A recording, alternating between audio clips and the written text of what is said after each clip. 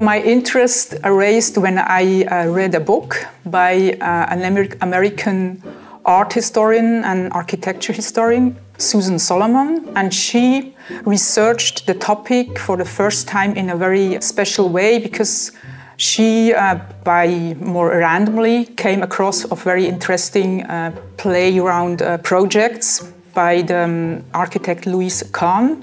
My name is Gabriela Burkhalter.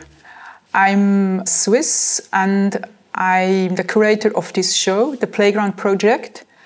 It's a traveling show that came out of my research that I was doing on the history of playgrounds.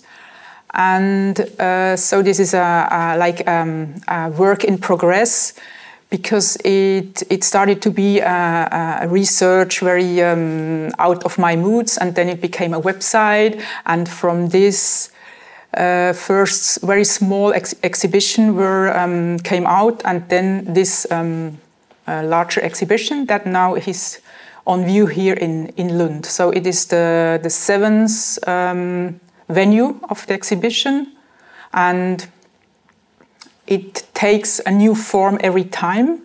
It has like a basic form, but then some new content is added on every place where it travels.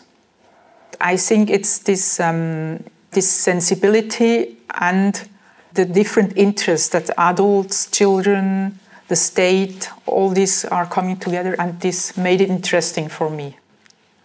The exhibition here in Lund takes over the same structure as the previous exhibition. So we have a section dedicated to the play sculpture, a second section dedicated to the play landscape or playscape, then a third to the adventure playground, and a fourth section, what I call the activism. I then have what I call a pioneer for every section. So that would be the person who, for the first time, invented this new form of play. For instance, for the chapter of the play sculpture, the most important or the pioneer of this section is Danish and Swedish artist Aegon Nielsen, who invented what I say the abstract play sculpture, because there were play sculptures before, but there used to be like, for instance, an animal shape, and often they were bigger than life size, so they were not so much interesting to play on.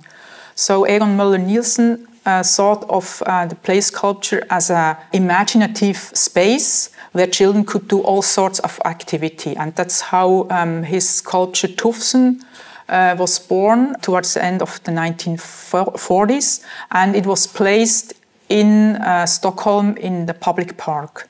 From there, it was cast in multiple copies and placed in several parks in Sweden. Around the 1920s or 1930s, when like pedagogues and people interested in child development, they would think of play as being an important moment in the life of the children, and they would think that play is important for the creativity. And playground would then follow this idea and also try to enhance creativity in the children's play. And so there would be more like sand play or like a social activity where children would play together. Contribution coming from the Scandinavian country was the adventure playground, also from the 1940s. So you would also see how this idea was taken on in different countries like England or also Japan. Then what was very special also in Sweden was this idea of the landscape playground combined with the presence of trained persons who would take care of children. So this was like a new invention in Sweden, and it also had a large influence to other countries. I always was interested in the public space as a free space where things are not so heavily regulated. That's why all sort of activities could take shape, and it could be an intersection of design, of architecture, landscape architecture, but also of political ideas. I don't know when the research will stop, but it's true that there is like a golden age of playground design, I would say, that was between the 1930s and the 1980s, when there was a lot of freedom to design play space. There were less regulations, and today, for sure, there are a lot of norms and regulations for this type of public space, but still there is interesting stuff going on. So I can't say for now when it will be finished. To make it part of the urban heritage, it wasn't part because it's not protected as a space.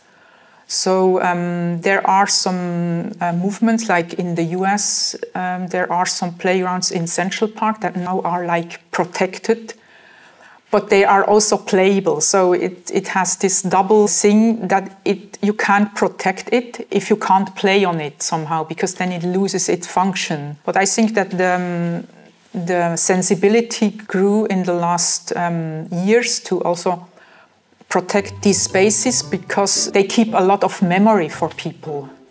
So the exhibition opens on February 5th and will be open until May 8th.